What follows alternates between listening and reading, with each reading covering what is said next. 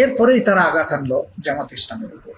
তাহলে সেনাবাহিনীর উপরে আঘাত আনার পরে জামাত ইসলামের উপর আঘাত আনলো কেন? জামাত তো এই দেশের তখন সর্ববৃহৎ দল ছিল না।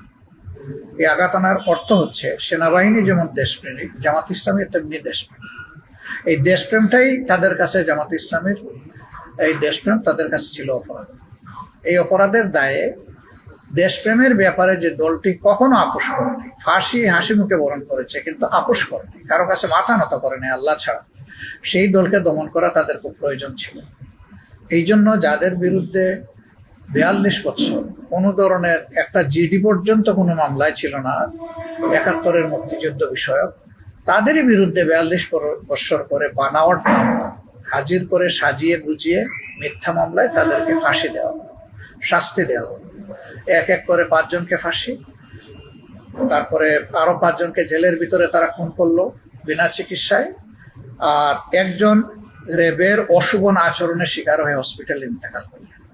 আমাদের 1 থেকে শুরু করে 11 জন সিনিয়র দায়িত্বশীল নেতাকে তারা এইভাবেই বিচারিক হত্যাকাণ্ড সংগঠিত করলো, যেটাকে আমরা জুডিশিয়াল কিলিং বলছি। এর পাশাপাশি আমাদের 5 শতাধিক কর্মীকে এই সময়ের ভিতরে খুন করা হয়েছে। এই সংখ্যা হয়তো 1000 হতে পারে, সঠিক হিসাবটা আমরা এখনো পাইনি, কারণ অনেকে এখনো লাপাত্তা, কোথায় আছে পরিবারও জানে না, আমরাও জানি না। গুম করা হলো প্রফেসর গুলাম আজম রাহিমাহুল্লাহ, তার ছেলে, যিনি একজন অত্যন্ত চৌকস সামরিক অফিসার ছিলেন, যিনি সোর্ড অফ অনার পাওয়া ক্যাডেট, তাকে পর্যন্ত গুম করা হলো তার বাসা থেকে, ব্রিগেডিয়ার জেনারেল আমান আল আজমি। আবার গুম করা হলো মীর কাসিম আলী সাহেবের ছেলে মীর আহমদ বিন কাসিম আরমানকে, ব্যারিস্টার, তার বাসার থেকে। এভাবে আরো অনেককেই গুম করা হয়েছে। শুধু আমাদের দলের লোকদেরকেই গুম করা হয় নাই, রাজনৈতিক প্রতিপক্ষ হিসাবে বিরোধী দলের বিএনপি সহ আরো অনেকেই এরকম গুম করা হয়েছে, খুন করা হয়েছে।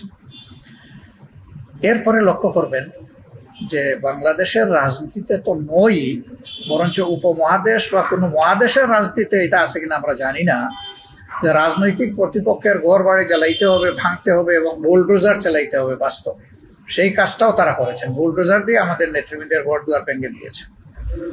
এইরকম হিংসতা, বর্বরতা আমাদের উপরে তারা চাপিয়ে রেখেছিলেন। ঠিকই বলেছেন যে আমরা খুব নির্যাতিত ছিলাম, নিষ্পেষিত ছিলাম। আমাদের অফিসগুলা, কেন্দ্রীয় অফিস থেকে শুরু করে আপনারা দেখেছেন যে কোনোটাই আমরা খুলে বসতে পারিনি, আমরা স্বস্তির সাথে কাজ করতে পারিনি। কিন্তু তারপরেও যখনই জনসম্পৃক্ত কোনো বিষয় সামনে এসেছে, আমরা কিন্তু যতটুকু পারি আমাদের সামর্থ্য নিয়ে আমরা রাস্তায় নেমেছি, প্রতিবাদ করেছি। আমরা জানতাম যে রাস্তায় নামলেই আমাদের বিরুদ্ধে মামলা হবে, আমাদেরকে গ্রেফতার করা হবে, আমাদের উপর বাটন চার্জ হবে, গুলি চালানো হবে, সবগুলা জেনেও আমরা নেমেছি।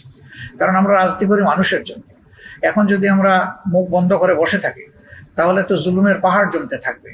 অতএব আমাদের সঙ্গত অবস্থান থেকে সর্বোচ্চ যা করতে পারি আমরা সেটা করে যাব, এবং আলহামদুলিল্লাহ আমরা সেগুলা করেছি।